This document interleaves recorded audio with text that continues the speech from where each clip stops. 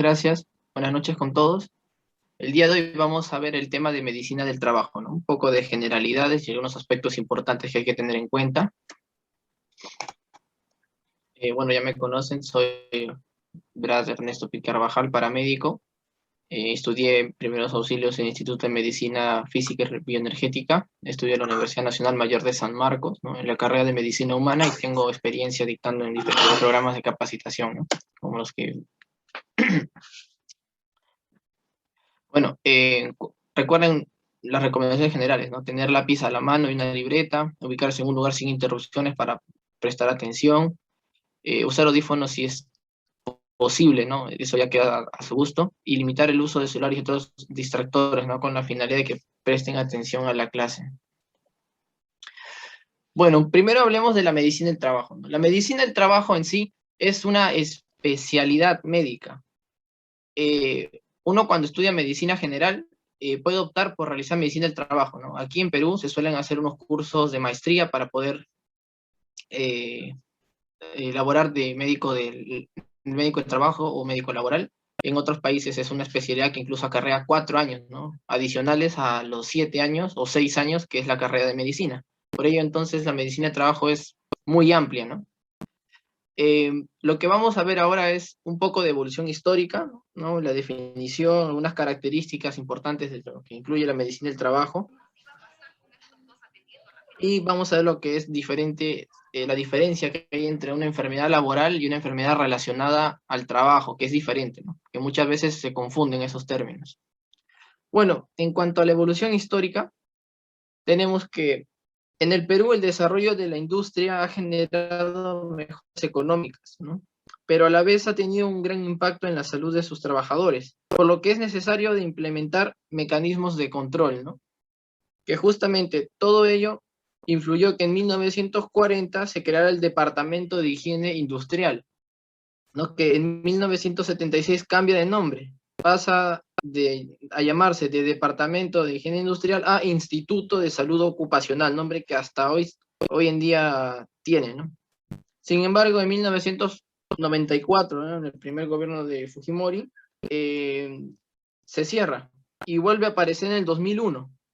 Reaparece ahora como parte del estructural del Ministerio de Salud.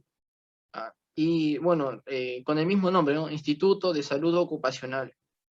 En la actualidad se le conoce como CENSOPAS, ¿no? Que por sus siglas significa Centro Nacional de Salud Ocupacional y Protección del Ambiente para la Salud. Entonces vemos que este organismo ya no solo se encarga en sí del trabajo, ¿no? Sino también del medio ambiente. El ambiente laboral también forma parte, ¿no? De la medicina del trabajo, ¿no? Como ya más adelante vamos a hablar más a detalle de ello.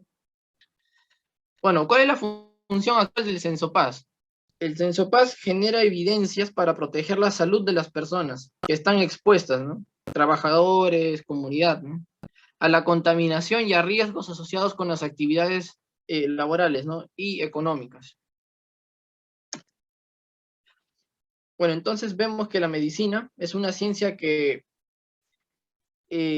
partiendo de la base de conocer el funcionamiento del cuerpo humano, ¿no? Que sería la anatomía, la fisiología, y del medio donde éste realiza sus actividades, tiene una serie de objetivos, ¿no? Como vemos aquí en la tabla. Los objetivos principales de la medicina son 4. Primero, la prevención de las enfermedades y lesiones, la promoción y la conservación de la salud. En segundo lugar, el alivio del dolor y el sufrimiento. En tercero, la atención y curación de los enfermos curables, o sea, que pueden ser salvados, y el cuidado de los incurables, ¿no? Porque si bien es cierto el hecho de que una persona tenga una enfermedad incurable, no quiere decir que la vamos a dejar de lado, ¿no? Para ello existen lo que se llama en medicina en los cuidados paliativos, ¿no? Y finalmente, como cuarto objetivo, la evitación de la muerte prematura y la búsqueda de una muerte tranquila. Bien. Ahora, yo les quiero hacer una pregunta aquí a los participantes. A ver, ¿cuál de las 4 funciones que les acabo de nombrar de la medicina es la más importante?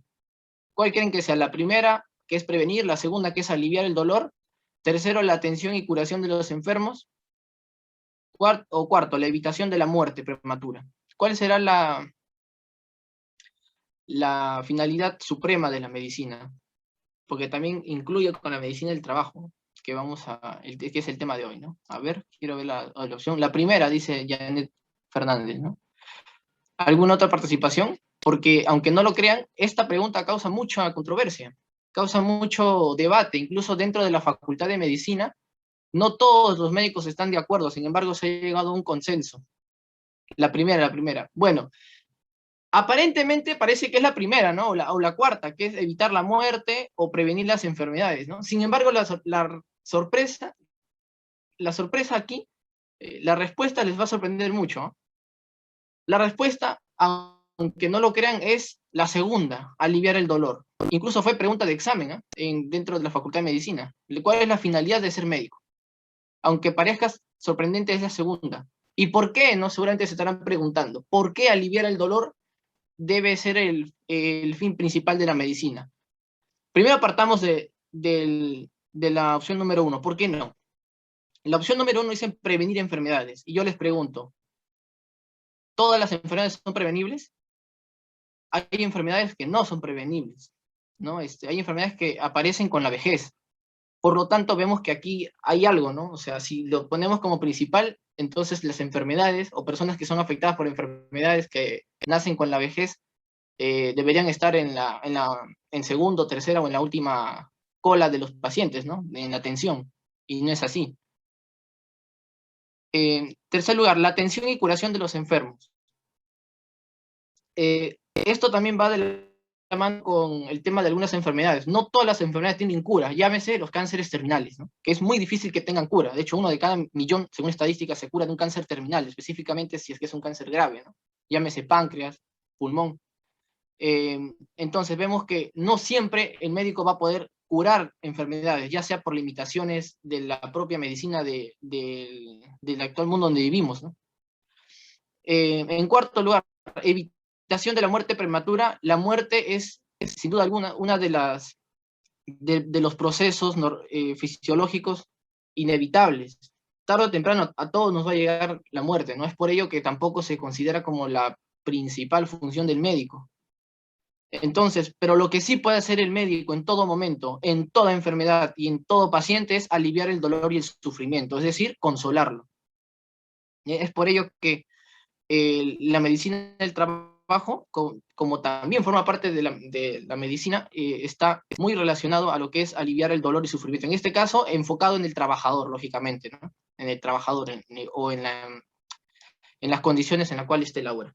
Entonces, parte de esta ciencia, de la medicina me refiero, es la medicina del trabajo, ¿no? La cual valora como medio ambiente el medio laboral. Bien, en 1950 el Comité Mixto de la OIT, que es Organización Internacional del Trabajo, y la OMS, Organización Mundial de la Salud, definió la medicina del trabajo como: la medicina del trabajo debe pretender la promoción y mantenimiento del más alto grado de bienestar físico, mental y social de los trabajadores. La prevención entre los trabajadores de pérdida de salud causadas por las condiciones del trabajo. Entonces vamos a ver que va a haber enfermedades, patologías que se relacionan con el trabajo. La protección de los trabajadores en su empleo contra los riesgos resultantes de factores adversos a la salud, por ejemplo, utilizar audífonos en lugares donde trabajen con alto ruido, ¿no? La colocación y mantenimiento del trabajador en un ambiente de trabajo adaptado a sus condiciones fisiológicas y psicológicas. Con esto último párrafo, la OMS hace referencia a que va a haber trabajos en los cuales la persona estará, ya sea por condiciones fisiológicas o psicológicas, llámese traumas, llámese un episodio tal vez psicológico que pueda estar pasando esa persona, ¿no? Llámese depresión, etcétera, ¿no? Diferentes patologías. En condiciones fisiológicas me refiero a que va a haber personas que nacen con enfermedades tal vez genéticas que los predisponen a que no puedan hacer ciertos trabajos. Por ejemplo, se me ocurre la diabetes tipo 1, ¿no? Que es genética. Estas personas no pueden estar trabajando como oficinistas, por ejemplo, porque el hecho de ser oficinista, es decir, estar sentado 8 horas, incluso aquí en Perú, más de 8 horas al día trabajando, es una condición muy importante para el sedentarismo. Y el sedentarismo es un factor de riesgo importante para incrementar la diabetes, empeorarlo, incluso hacerla aparecer. Es por eso que a este tipo de personas con diabetes tipo 1 no se recomienda que tengan trabajos sedentarios, más bien se les recomienda que tengan trabajos donde puedan hacer actividad física, porque se sabe que el ejercicio es la mejor arma para controlar la diabetes, ¿no? Es, de hecho, mucho mejor el ejercicio a las drogas o a los medicamentos que se suelen dar, ¿no?, en personas diabéticas. Esto ya fue demostrado hace un par de años, ¿no?, con estudios, por ejemplo, ¿no? Se los hago saber como ejemplo. Bueno, entonces, como vemos, uno de los objetivos más importantes de la medicina del trabajo es la prevención, ¿no? ¿Qué es la prevención? La prevención es el conjunto de medidas adoptadas con el fin de evitar o disminuir los riesgos derivados del trabajo, ¿no? Entonces, la OMS ha determinado 3 niveles de prevención. Primero tenemos el nivel primario, que se refiere a las medidas que se toman para evitar la aparición de enfermedades, como puede ser la vacunación, como puede ser el uso de audífonos, ¿no?, en caso de que tú trabajes en un lugar donde hay mucho ruido, el uso de protector para los ojos, en el caso de personas que trabajen tal vez en lugares donde la luz es muy, muy alta, ¿no? El uso de mascarillas, si en caso trabajas en un lugar donde hay elementos tóxicos en el aire, uso de guantes, botas, ¿no?, chalecos, casco, si es que corres riesgo de golpearte la cabeza, ¿no?, y sufrir ahí un traumatismo. Entonces, todas estas medidas que les acabo de mencionar están dentro de lo que se conoce como la prevención primaria, ¿ya?, descrito por la OMS. Entonces, acuérdense, la palabra clave aquí es evitar la aparición de enfermedades. En segundo lugar, tenemos la prevención secundaria. La secundaria es cuando ya se ha iniciado la enfermedad. Si bien es cierto, lo más importante es evitarlas, es casi imposible, o mejor dicho, no podemos negar el hecho de que vamos a tener a una persona enferma, ¿no?, a nuestro costado. Si bien es cierto, podemos utilizar medidas para prevenir, tarde o temprano va a ocurrir. Entonces, cuando ocurre, es decir, cuando la enfermedad ya ha iniciado, es posible que no se perciban síntomas, es decir, la enfermedad se tratará mediante un tratamiento eficaz que evitará el progreso de esta, ¿no? En este caso ya hablamos de una prevención secundaria. Por ejemplo, aquí vemos que una persona se ha tal vez dislocado el tobillo, ¿no? Y aquí vemos que un médico curándolo, ¿no? En este caso sería ya cuando la enfermedad inició. Terciaria sería cuando la enfermedad ya ha pasado y cuando nuestra función va a ser ahora evitar recaídas, evitar secuelas, ¿no?, para que de esta forma el paciente tenga una recuperación óptima. Entonces, la terciaria entra cuando la primaria y la secundaria han fracasado, ¿ya? Básicamente es evitar recaídas, ¿no? O sea, que el tratamiento siga. Para ello, por ejemplo, se recomienda que el paciente vaya a controles, ¿no? En el caso, por ejemplo, de una persona que se ha dislocado el tobillo, ¿no?, tiene que ir a controles, tiene que ir a terapia para ver cómo está avanzando ese problema, ¿no?, que tiene. Bueno, entonces vemos que en el ambiente de trabajo existen diversas ciencias que son empleadas en prevención. No solo la medicina participa aquí, sino también diferentes especialidades como la psicología, la higiene industrial, la seguridad, la ergonomía, etcétera, ¿no? Y todas ellas están entrelazadas entre sí. Por consiguiente, para realizar una apropiada prevención, es necesario la confección de planes que contemplen de manera unánime todas estas técnicas, ¿no? Es decir, que todas estas especialidades trabajen en conjunto, trabajen juntos para lograr el fin supremo, ¿no?, que es prevenir las enfermedades, ¿no?, o tratarlas en su defecto, ¿no? Por eso es que coloqué aquí que una apropiada intervención involucra un trato multidisciplinario, ¿no? ¿Qué significa multidisciplinario?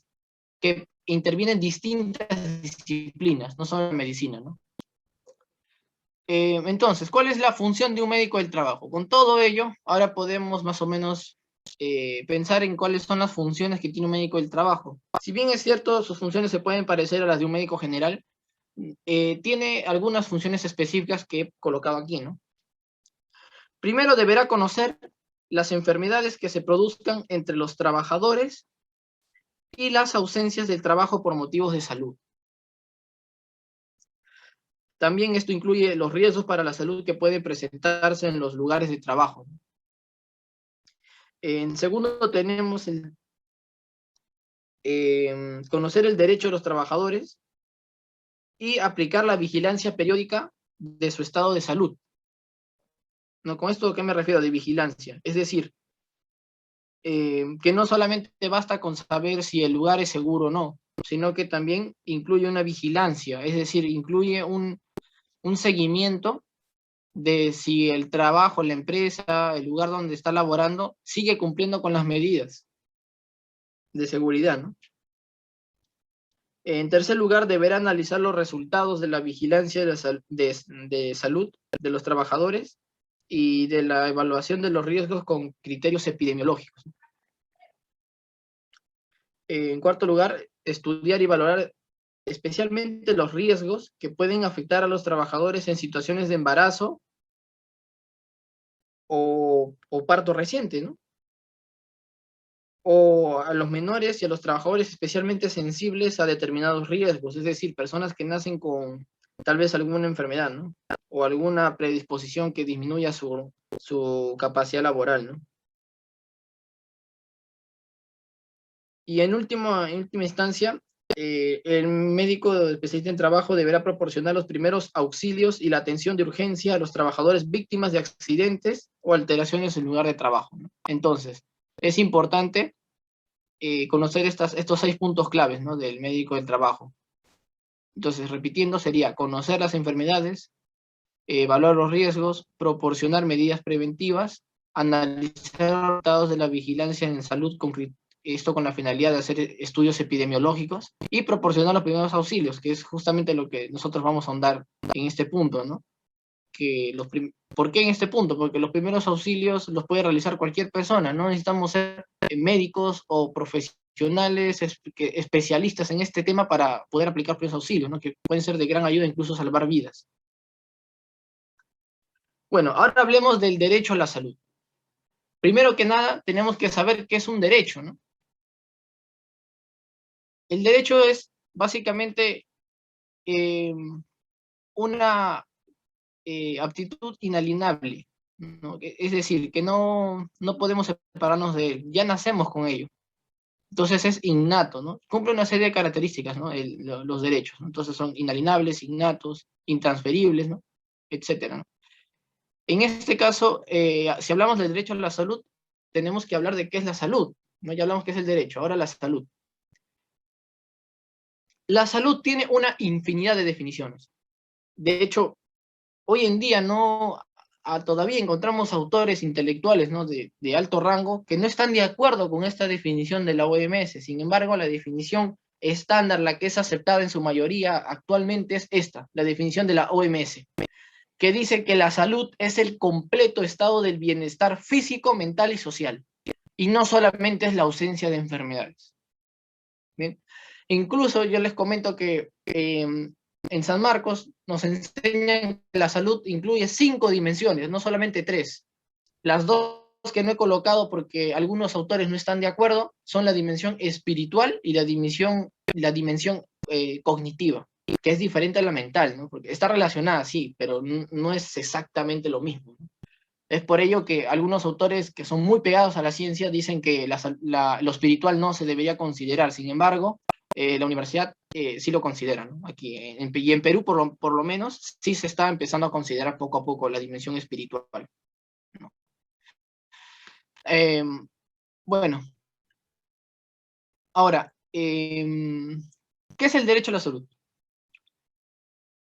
El derecho a la salud involucra 2 condiciones: derecho al cuidado de la salud personal y el derecho a vivir en condiciones mínimas de salubridad.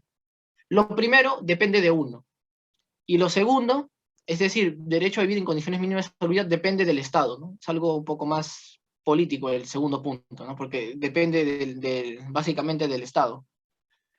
¿A qué me refiero con derecho al cuidado de la salud personal? Me estoy refiriendo a la atención de salud oportuna y apropiada. Es decir, ir al médico cada vez que presentas un problema de salud, o no necesariamente, ¿no? También podemos ir para prevenir, como un chequeo de rutina, ¿no? Lo que hoy en día se hace, ¿no? Una vez al año, aunque se recomienda una vez cada 6 meses ahora, está reduciendo eso, debido a la aparición de enfermedades que son más, ¿cómo decirlo? Que son muy silenciosas, llámese la hipertensión o la diabetes. Estas enfermedades te avisan cuando ya están en un estado avanzado, cuando empiezas a tener síntomas porque ya estás grave, lamentablemente, ¿no? Estas enfermedades. Y no son las únicas, las menciono porque son las más comunes, pero no son las únicas, ¿no? Hay más enfermedades que son silenciosas y para ello se necesita ir al médico, ¿no? Porque los primeros cambios que va a haber en tu cuerpo cuando tú presentas una enfermedad son cambios químicos, son cambios fisiológicos, no son cambios somáticos, como uno podría pensar. Los síntomas aparecen cuando la enfermedad ya está desarrollada, no antes. La enfermedad empieza con cambios moleculares, cambios químicos que solo pueden detectarse en un laboratorio, en una radiografía tal vez, ¿no? Si es el caso de un cambio anatopatológico, ¿no? Pero es por ello que se requiere hacer esto, este chequeo de rutina, y obviamente tener un lugar apropiado en donde realizar la atención de salud, ¿no? Y yo, lógicamente, también un profesional de la salud, ¿no? Que nos pueda ayudar. En segundo lugar, con lo que respecta al derecho a vivir en condiciones mínimas de salubridad, hago referencia básicamente a las condiciones mínimas que debe haber para gozar o tener una buena salud. En este caso tenemos, miren, el agua potable, una vivienda sin hacinamiento, ¿no? Una vivienda sana, nutrición adecuada y un medio ambiente sano. No podemos decir entonces que tenemos un derecho a la salud realizado si no cumplimos con estas condiciones. ¿Bien? Entonces, si nos ponemos más analíticos, ¿no? Tales más profundos, nos daremos cuenta que no existe persona sana en este mundo, porque tarde o temprano uno de estos factores que estamos viendo va a fallar. Si no es que 2, 3 o 4, y en unos casos es gravísimo y fallamos en distintos factores, ¿no? Por ejemplo, yo les pregunto, ¿todos tienen agua potable? Me podrían responder en el chat, a ver. ¿Todos tienen agua potable? ¿Servicio de alcantarillado? ¿Sí?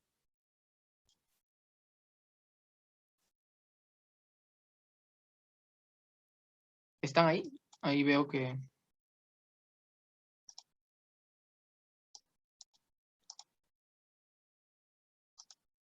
Sí, sí, muy bien. Claro, ¿no? Tenemos agua potable. A ver, miren, yo les voy a demostrar en estos minutos que no todos gozamos de un medio ambiente, del derecho a la salud pleno. En segundo lugar, tienen una vivienda digna, es decir, no están hacinados. Ahora, ¿a qué me refiero con hacinamiento? Según la OMS, hacinamiento es aquella casa en la cual viven 3 o más personas en un cuarto. Yo les pregunto, ¿ustedes en sus hogares tienen cuartos en donde viven 3, o mejor dicho, corrijo, duermen 3 o más personas en su casa? ¿Hay un cuarto o algo donde viven, bueno, duermen 3 o más personas? Si la respuesta es sí, están hacinados. Esa es la definición que se tiene según la OMS. No, dicen por ahí.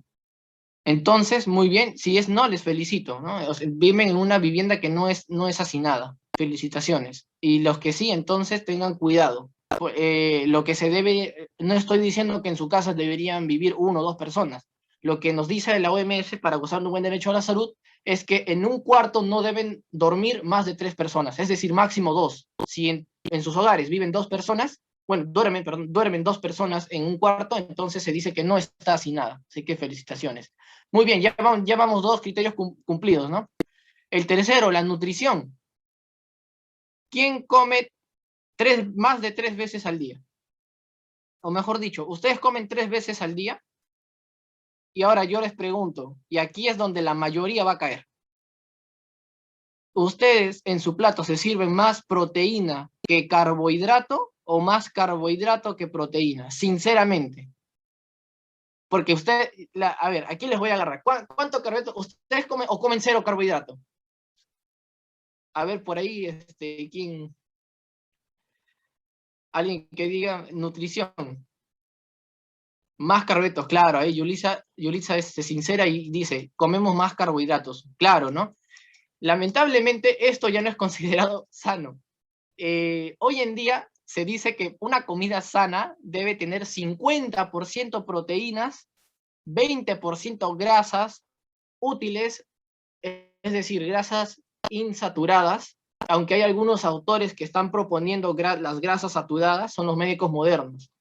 Pero aún no se logra llegar a un consenso. Eso todavía está en debate. Si la saturada o la insaturada es la más sana. Todavía está en un debate. Lo que se sabe hasta ahora y lo que yo estudié en la universidad es que las insaturadas son las mejores. Sin embargo, hay algunos doctores especialistas y de gran envergadura en el mundo de la medicina que están diciendo que no, que las saturadas son las mejores. Bueno, aún está en debate.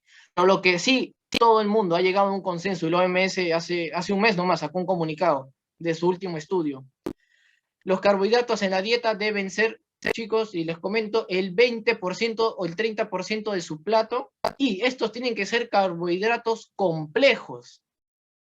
¿Y qué es un carbohidrato complejo, doctor? Carbohidrato complejo son aquellos que no están formados por puro azúcar, sino que tienen, además de azúcar, contienen vitaminas, minerales.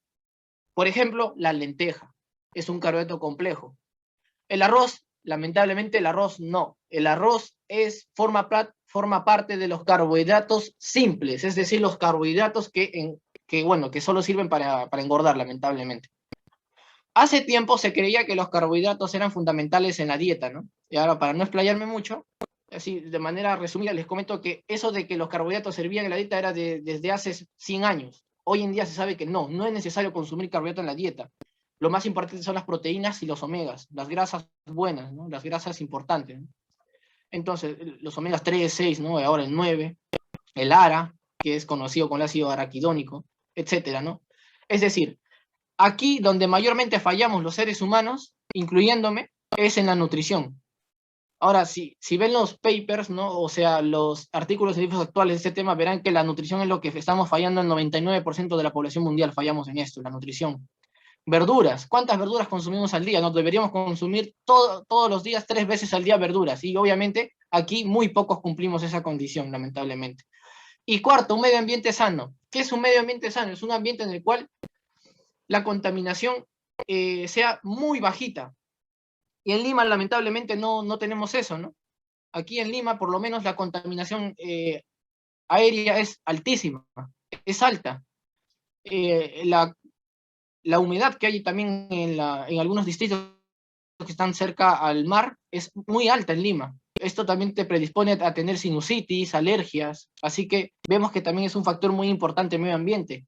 Y un ruido, y también en cuanto al ruido, forma parte del medio ambiente. Tenemos que vivir en un ruido, bueno, mejor dicho, en un ambiente donde el ruido sea bajo, un ruido disminuido. Si no me equivoco, eran los 50 decibeles. Menos de los 50 decibeles deberíamos vivir. Sin embargo, muchas veces vivimos cerca a avenidas principales y escuchamos mucho ruido, o cerca de un lugar donde tal vez taladreando, etcétera, están trabajando. Todo ese ruido afecta. Y está demostrado científicamente que el ruido afecta ¿cómo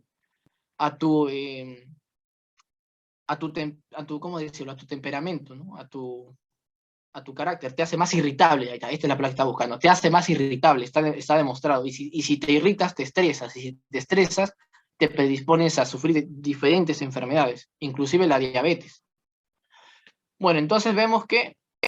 y estoy olvidando de algo importante, el tema social. En teoría, se dice que si una persona no tiene buenas relaciones sociales con su familia, con sus amigos y con sus vecinos, con su comunidad, no es una persona sana. Porque la salud incluye todo esto. Y el médico también debería ver eso, porque incluso ahora están existiendo lo que son los médicos sociales. Los médicos sociales son los que se enfocan en este aspecto, ¿no? Lo que es la medicina social. Entonces vemos que es importante y prácticamente nadie cumple estas condiciones. Ni siquiera los doctores que formularon esto cumplen esas condiciones, porque es muy difícil, sinceramente. Sin embargo, eso no quita que nos acerquemos a lo más ideal, ¿no? Que nos acerquemos a tratar de lograr esta meta para poder vivir mejor, para poder gozar de una calidad de vida que es el fin supremo, ¿no? de la medicina actual, del siglo XXI, gozar de una buena calidad de vida, más que una vida enferma, ¿no? Entonces, esa es la finalidad, y quería resaltarles este punto, que es prácticamente lo más importante y que debemos considerar siempre para la vida, no solamente por esta clase, ¿no? El derecho a la salud. Bien. ¿Qué más tenemos? ¿Qué dice nuestra Constitución respecto a la salud? El artículo 7 de la Constitución Política del Perú nos dice que todos los peruanos tienen derecho a la protección de su salud, la del medio familiar y la de la comunidad. Es decir, nuestra Constitución, a pesar de que fue hecha en el 93, ¿no? O sea, hace bastante tiempo, a pesar de que hace más de 20 años se formuló, ya considera como derecho a la salud el medio no solamente personal, sino también familiar y de la comunidad. Es decir, completo. Así como debe de contribuir a su promoción y a su defensa, ¿no? Básicamente es una ley completa, básicamente, la ley de salud. Sin embargo, esto no significa que se cumpla, ¿no? Vemos que aquí en el país, lamentablemente, hay algunas situaciones en las cuales esta ley no se cumple, pero ahí está en nuestra Constitución. ¿Cuáles son los elementos esenciales para garantizar nuestro derecho a la salud? Bueno, ya conocemos cuál es el derecho a la salud. Ahora vamos a ver cuáles son los elementos que se necesitan para garantizar que nuestro derecho se cumpla de manera plena, ¿no? Tenemos 4. La disponibilidad, la accesibilidad, la aceptabilidad y la calidad. Lo más importante de todo es la disponibilidad, porque sin esto lo demás no sirve, no existiría. La disponibilidad me refiero a que existan lugares en los cuales uno pueda atenderse. Por ejemplo, una posta, un hospital, un centro materno, por ejemplo, ¿no? Un hospital grande, un hospital mediano, un hospital muy grande o de primera calidad, etcétera, ¿no? O sea, que exista un hospital, que exista un lugar en donde podamos ir a atendernos. Esa es la disponibilidad, ¿no? Por eso puse la imagen de un hospital. En segundo lugar, la accesibilidad. La accesibilidad, no, perdón, la aceptabilidad, disculpen. En segundo lugar, en orden de importancia, es la aceptabilidad. Es decir, que ya hay un centro donde podamos atendernos. Ahora, la cuestión es que nos acepten. Ahí es donde viene la aceptabilidad. Es decir, que todos podamos registrarnos y atendernos en estos lugares que nos ofrecen disponibilidad, ¿no? O sea, aceptabilidad, básicamente. A eso me refiero con aceptabilidad, que nosotros podamos inscribirnos en esos lugares. En tercer lugar viene la accesibilidad. Con accesibilidad me refiero a que no solamente podamos inscribirnos, sino también que podamos gozar de medicamentos, instrumentos adecuados con los cuales les permita al profesional de la salud diagnosticar nuestras enfermedades. Haya hoy en día, por ejemplo, tecnología, porque es fundamental hoy en día hospital que no tiene sistema de citas en línea o no tiene un sistema de historia clínica virtual, es prácticamente un hospital retrasado, es un hospital desactualizado y debería cambiar eso. Ya hoy en día vemos que la accesibilidad involucra todo ello para que se garantice una correcta atención. Y en último lugar viene la calidad. Una vez que cumplimos con los 3 requisitos, disponibilidad, es decir, hospital, aceptabilidad, es decir, que puedas entrar y registrarte, y accesibilidad, es decir, puedas disponer de los recursos como medicamentos, medicinas, instrumentos médicos con los cuales te sirven para diagnosticar enfermedades, la historia clínica, tecnología, etcétera, todo ello, viene la calidad, es decir, que el hospital y que los instrumentos que se utilizan en ello y las medicinas sean de calidad. La atención también, el sistema de citas, ¿no? Sean cada vez mejores y sean de una calidad alta. Lamentablemente, yo les comparto este dato, en el Perú no existe hospital de primera calidad, no hay. La calidad se mide en 5 niveles, ¿ya? Calidad 5 es la máxima calidad.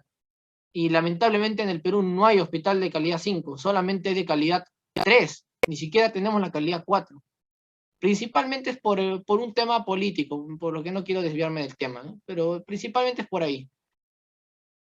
Y también por la excesiva demanda de personas que se atienden. Si no saca una cita en salud, a ver, ¿cuándo te dan la cita? Mínimo unas 2, 3, 4 semanas, ¿no? Y eso si tienes suerte. Por ello es que lamentablemente en el país no cumplimos el criterio de calidad 5, solo tenemos calidad 3. En otros países sí, ¿no? Llegan a la calidad 5 sin problemas, pero aquí el hospital de calidad 3, o sea, el hospital más equipado que hay, es el Almenara, el Revaliati y uno más que ahorita no recuerdo, pero solamente son 3 los que cumplen ese nivel de calidad, 3. Los demás no. Y es lamentable, ¿no? Esto debería cambiar, pero bueno, no. Esto ya involucra a la política, ¿no? Al Estado. Ahora, ¿cuál es la estructura del sistema de salud en el Perú? El sistema del Perú se divide en dos, el público y el privado, ¿no? Lógicamente, esto puede causar un poco de discusión, ¿no? ¿Dónde es mejor la atención? ¿En el sistema público o en el sistema privado? ¿No? Yo les diría depende del médico, porque encontramos todo tipo de médico en público y en privado. Hay muy buenos en públicos y hay muy buenos en privados, ¿no? Pero lo que no podemos negar es el hecho de que las clínicas privadas son mejor equipadas. Eso es algo que no podemos, es innegable. Las clínicas privadas son mejor equipadas y tienen una ventaja frente al sistema público, ¿no? Al igual que los colegios y universidades, ¿no? Es similar, igualito. La ventaja es la tecnología, ¿no? y la actualización. Pero en profesión ahí sí hay un debate, ¿no? Ahí puede haber de todo. Y en cuanto al sistema público, este se divide en 3. He tratado de investigar unas fuentes y encontré este dato, que en el sector público, el 60% de peruanos se atienden en el Ministerio de Salud, llámese SIS, ¿no? O programas sociales. El 30% se atiende en e-salud, que es el lugar de predilección donde a todos los trabajadores, ¿no? Cuando están en planilla los envían, generalmente, ¿no? E-salud. Se atiende el 30% de peruanos. Y en los hospitales de la PNP, la Policía Nacional del Perú y las Fuerzas Armadas se atiende aproximadamente el 10% de peruanos. Ven, ahí les doy esos datos. Entonces aquí ven, por ejemplo, el hospital militar, ¿no? Aquí hay la imagen de abajo. Bien, en cuanto al sistema privado, tenemos las clínicas y seguros privados, ¿no? Aquí, por ejemplo, puse 4 imágenes de clínicas, ¿no? La clínica, por ejemplo, aquí vemos clínica de Santa Marta, la San Gabriel, etcétera, ¿no? Bueno. Entonces, ambos sistemas, tanto del público como del privado, forman, o mejor dicho, forman no, están supervisados por un organismo conocido como SUSALUD, que significa Superintendencia Nacional de Salud, que son los encargados de supervisar que se garantice el derecho a la salud en ambos lugares, tanto en el público como en el privado. El derecho a la salud, lógicamente, entonces, como conclusión de este tema, de esta parte de la exposición, vemos que es un derecho fundamental. ¿Qué es un derecho fundamental? Son los primeros derechos, son los derechos de los cuales derivan los siguientes. Ese es un derecho fundamental, de los cuales, no, un derecho en el cual deriva otros derechos. O sea, son los primordiales, ¿no? Por eso se llaman sus nombres, fundamentales. Su vulnerabilidad de este derecho, el derecho a la salud, compromete a otros derechos. Como por ejemplo, si no se cumple el derecho a la salud óptimamente, se estaría faltando el derecho a la vida, el derecho a la integridad personal, el derecho al libre desarrollo de la persona, el derecho incluso a la libre disposición de tu vida, ¿no? O sea, a qué dedicarte, a qué trabajo pertenecer, qué estudiar. O sea, prácticamente si tú estás mal de salud, compromete toda tu vida. Por ello que es fundamental tenerlo en cuenta. Bueno, ahora hablemos de los daños derivados del trabajo. Los daños derivados del trabajo, de acuerdo a la ley 29783 de la prevención de riesgos laborales, nos dice lo siguiente. Los daños derivados del trabajo son aquellos en los cuales las enfermedades, patologías o lesiones sufridas con motivos u acciones del trabajo. Entonces, para responder a esta pregunta de qué es un daño derivado del trabajo, tenemos que responder a ese interrogante de qué es un daño, ¿no? ¿Qué es un daño? En general, un daño es cualquier alteración en la salud de un individuo, causada o agravada por condiciones laborales.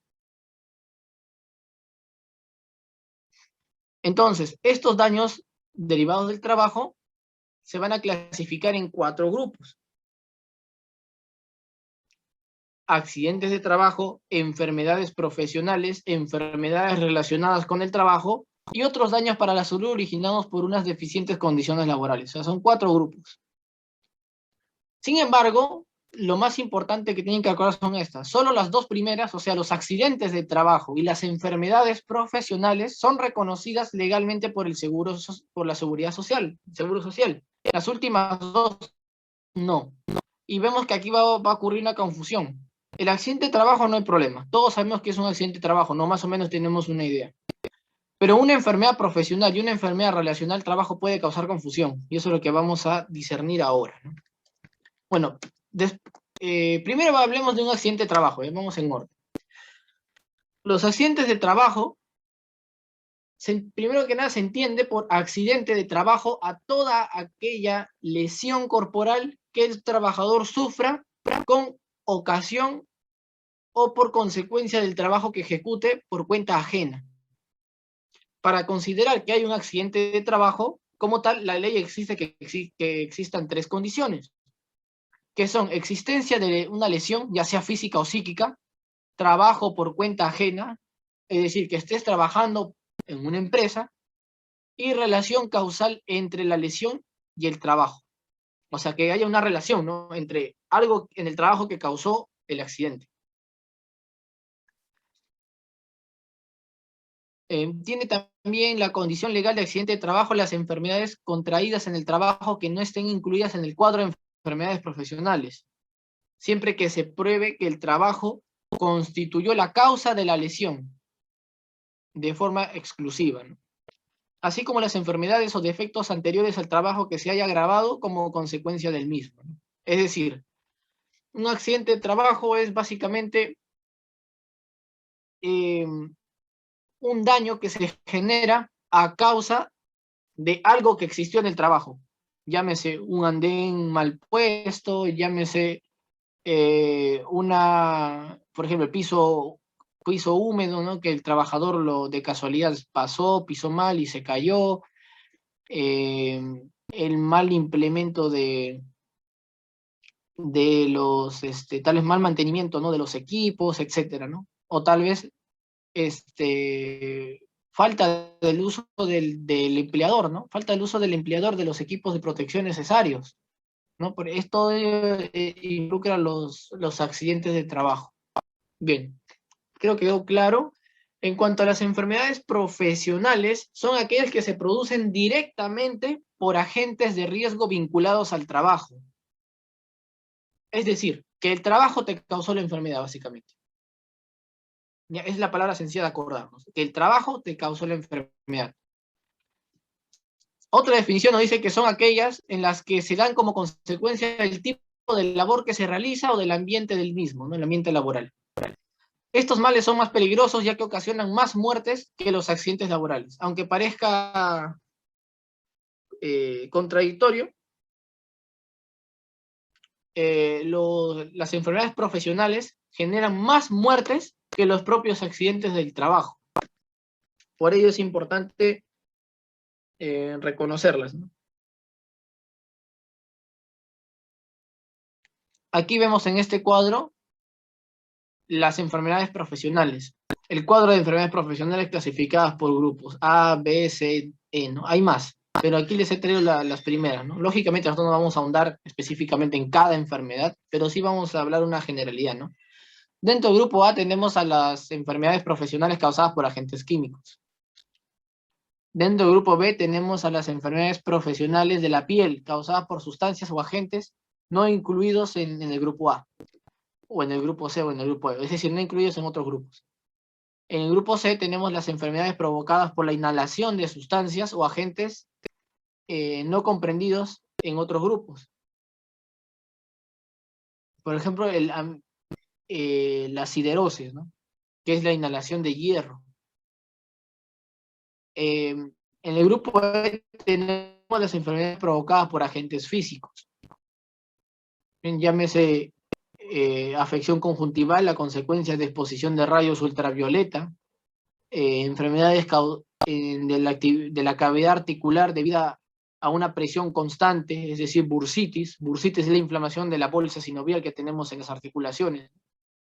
Esto es causado, por ejemplo, cuando una persona carga más peso del debido o carga mal y toda la fuerza se concentra en la articulación, ¿no?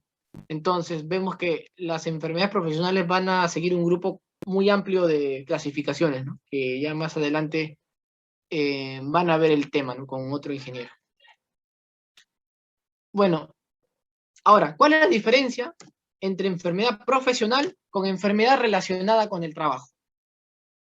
Las enfermedades relacionadas con el trabajo, la OMS las define en 1985 como enfermedad relacionada al trabajo a aquellos trastornos de salud en los cuales los riesgos laborales actúan como uno de los factores causales de forma significativa, junto con otros externos del trabajo o bien hereditarios. Es decir, en palabras sencillas, ¿no? Porque esto vemos que son palabras técnicas, en palabras sencillas, son enfermedades en las cuales tu trabajo las empeoró. No es que el trabajo las haya causado, como el caso de las enfermedades profesionales, que estas sí son causadas directamente por el trabajo. En este caso, las enfermedades relacionadas al trabajo son enfermedades que se agravan con el trabajo. Son enfermedades que tú ya naces con ello o tú ya los desarrollas desde afuera del trabajo y en el trabajo se agravan, empeoran. Bien, espero que haya quedado bien la diferencia. Más adelante voy a hacer unas preguntas para ver si se entendió el tema. Otra definición nos dice que son aquellas enfermedades en las que las condiciones del trabajo son un elemento que, entre otros, ayudan a causar una enfermedad con múltiples factores. Por ejemplo, el estrés laboral puede ayudar a agravar posibles cardiopatías. Es decir, supongamos que naces con tienes cardiopatía isquémica. Supongamos que una persona sufre de cardiopatía isquémica o tiene principios de cardiopatía isquémica, ¿no? Es decir, la cardiopatía isquémica es cuando básicamente tu corazón, las musculares que hay en tu corazón empiezan a morir a causa de que no les está llegando sangre. ¿Y por qué no llega sangre? Porque la arteria coronaria está obstruida. ¿Y por qué se obstruye la arteria coronaria? Por consumo de colesterol, por consumo de grasas saturadas excesivas, por el consumo de azúcar. Hoy en día se sabe que es por el consumo de azúcar excesivo, por falta de ejercicio, etc. Es decir, tú ya tienes una patología que lo contrajiste por un mal hábito, por así decirlo, ¿no? En este caso la alimentación y no hacer ejercicio, ya. Sin embargo, se ha demostrado que el estrés causa más daño celular en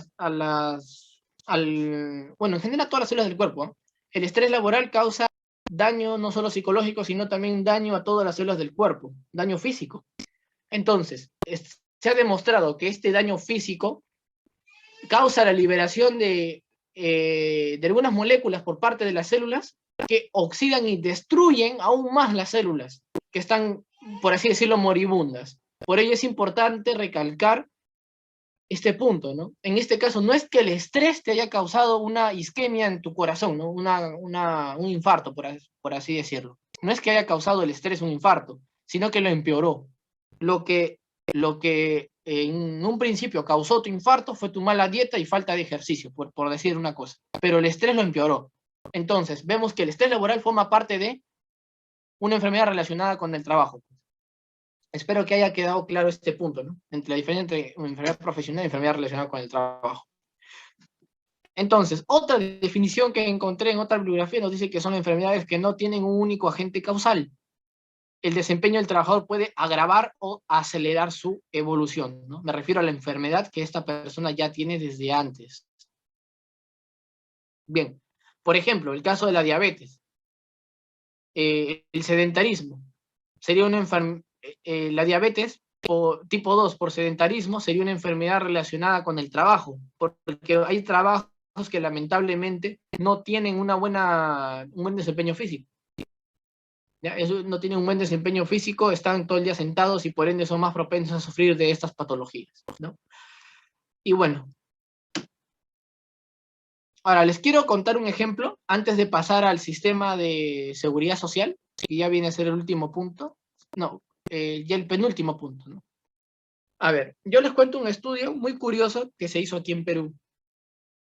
Algunos investigadores de la Universidad de San Marcos se preguntaron, ¿quién tendrá más vitamina D en un hospital? Hicieron el estudio y esto va relacionado con el tema.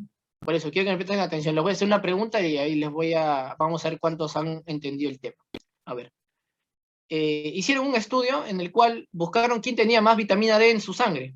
Si el doctor, si la enfermera, si el de limpieza, si el guachimán, ¿no? Si el guardia que estaba en la puerta, ¿no? Hicieron un estudio y ¿qué creen? Adivinen quién fue la persona que tenía más vitamina D en la sangre. Les pongo las alternativas. A, el doctor. B, la enfermera. C, los técnicos en general. Cuarto, el personal de limpieza. O quinto, el guachimán. A ver, veo sus respuestas. A ver, ¿quién creen que tenía más vitamina D en la sangre? Y la respuesta es sorprendente, ¿eh? A ver, vamos a ver. El personal de limpieza, por ahí dicen. El quinto. O sea, el guachimán.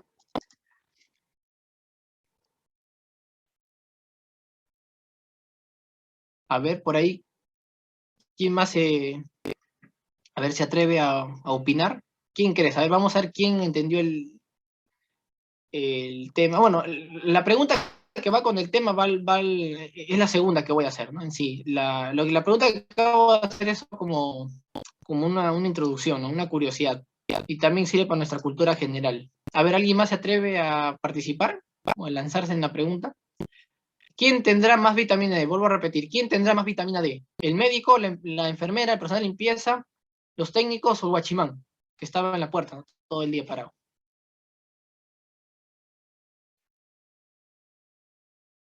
A ver, un participante más.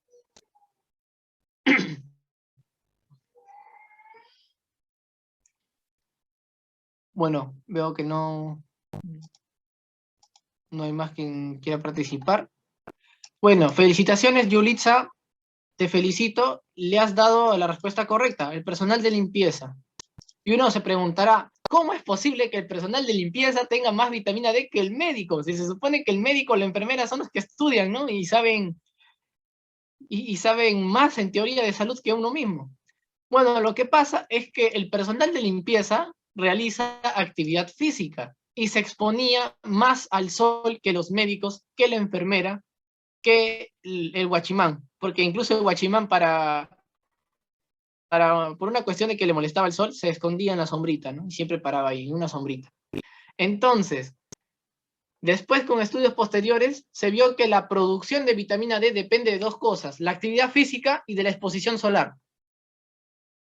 Y el personal de limpieza suelen hacer bastante actividad física y suelen limpiar los áticos, ¿no? La parte de arriba, ¿no? El último piso de hospitales, y ahí se exponen al sol. Suelen limpiar a veces la parte de la entrada del hospital, donde también ahí se exponen al sol, a veces incluso el estacionamiento, y ahí también se exponen al sol.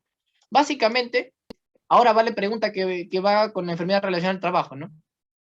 Entonces, podemos decir que la osteoporosis es una enfermedad relacionada al trabajo o una enfermedad,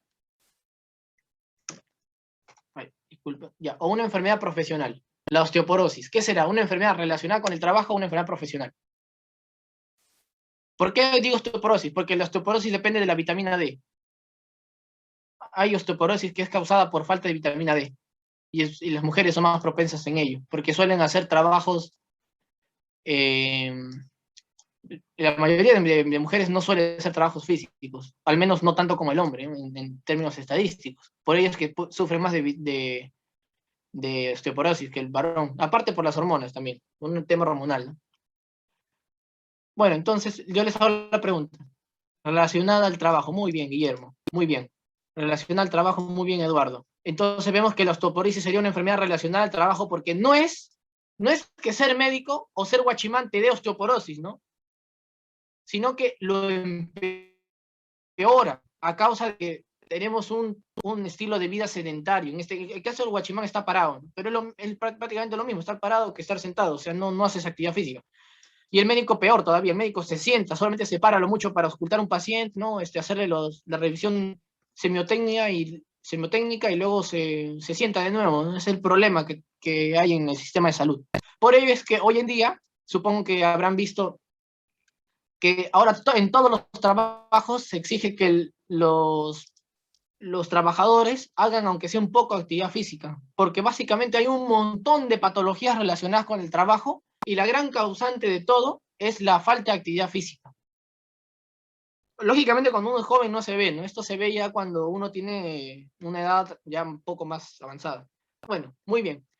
Finalmente, hablemos del sistema de seguridad social. La seguridad social tiene la función de proteger las situaciones de necesidad que son provocadas por la pérdida de ingresos económicos causada por el cese en el trabajo. Es decir, personas que no pueden trabajar, que dejaron de trabajar por un accidente laboral, por una enfermedad relacionada al trabajo, por una enfermedad profesional. Ahí es donde entra el taller de seguro social, ¿no? También se pueden recibir prestaciones económicas de la seguridad social por incapacidad laboral, es decir, personas que a pesar de que ya pasaron su enfermedad, todavía queda una secuela que les vuelve incapaces de poder volver a trabajar, como era antes. Las prestaciones que da el seguro social son sanitarias y económicas. Económicas se refiere al dinero que te remuneran, ¿no? Por esta falta de trabajo.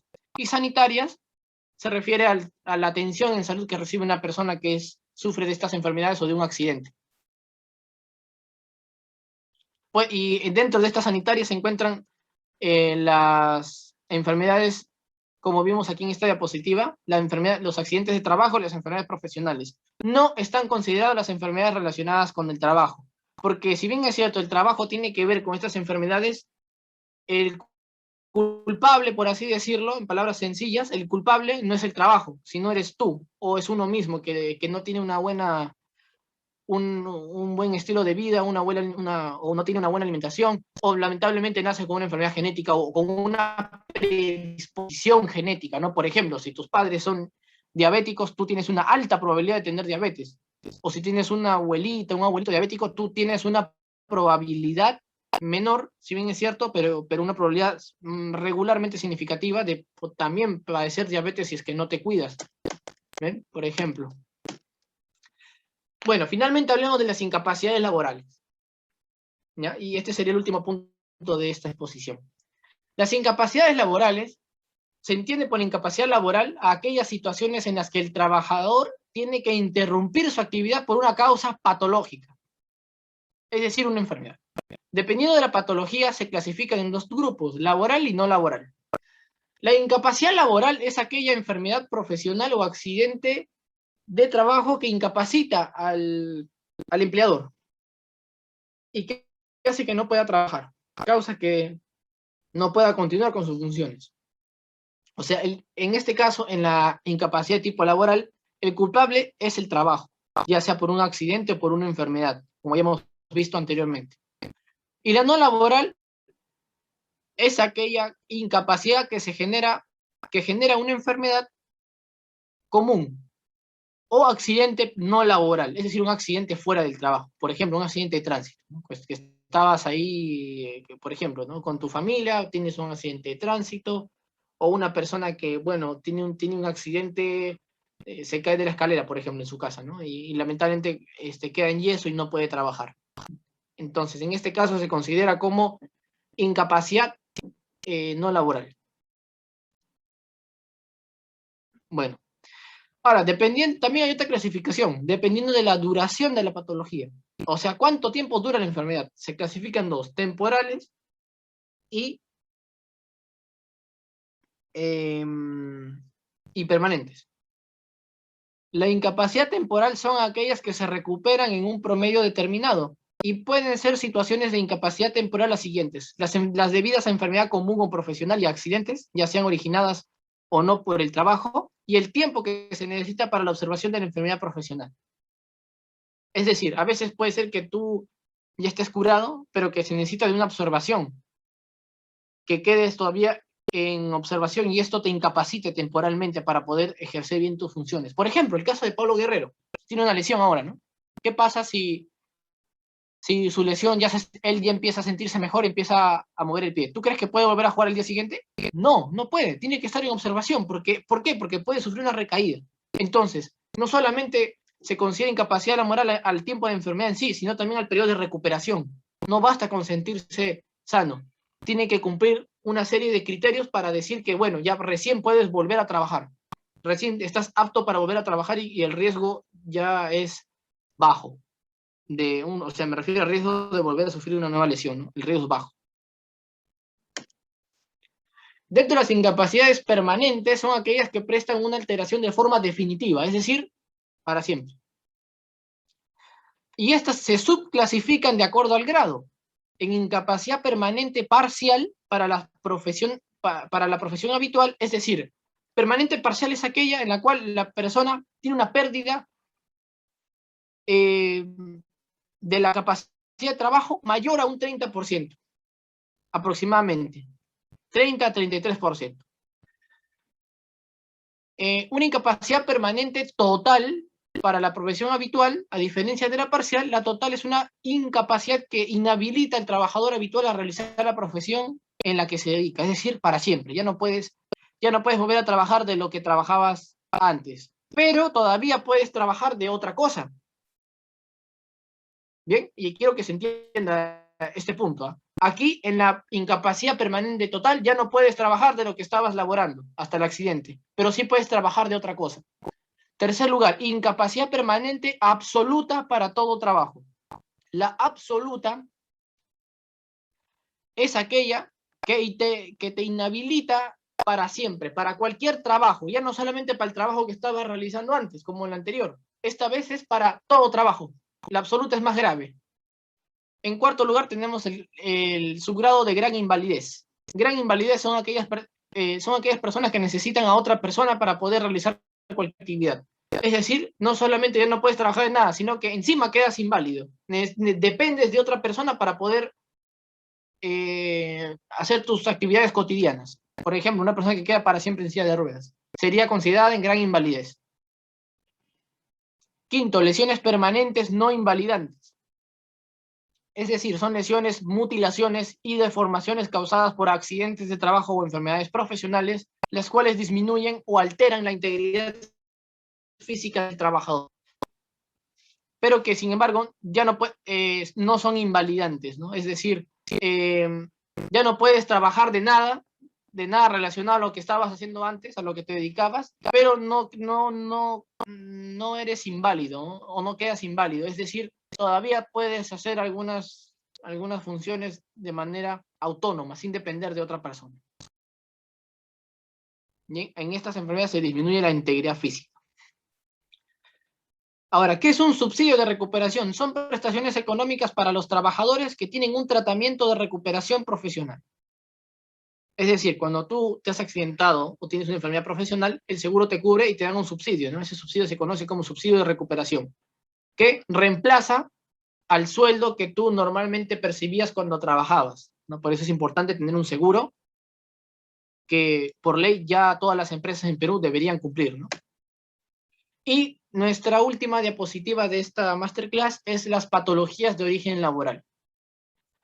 Por su etimología, patos significa enfermedad, pero para ser más específicos, pato significa sufrimiento, en griego, sufrimiento, y luego se hace estudio, o sea, es el estudio del sufrimiento, pero actualmente se les considera enfermedad, o sea, estudio de la enfermedad.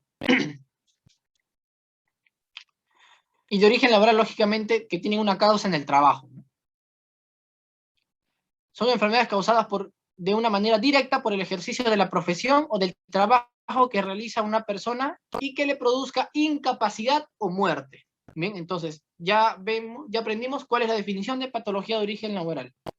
Y lógicamente estas son aquellas que repercuten en la salud del individuo. Por ejemplo, ¿qué pasa? Y esto es muy común, ¿eh? ¿Cuál es la causa más común de sordera en el Perú? A ver, es un dato que, bueno, no se suele decir, ¿no? A ver, alguien que por ahí lo intente. ¿Qué ustedes aquí en el Perú, cuál creen que sea la causa más común de sordera en el Perú? Por lógica nomás. ¿En dónde hay más ruido? Ya les ayudé con esa premisa. ¿En dónde hay más ruido? ¿Cuál es la zona de nuestro país en donde hay más ruido? A los que estamos expuestos.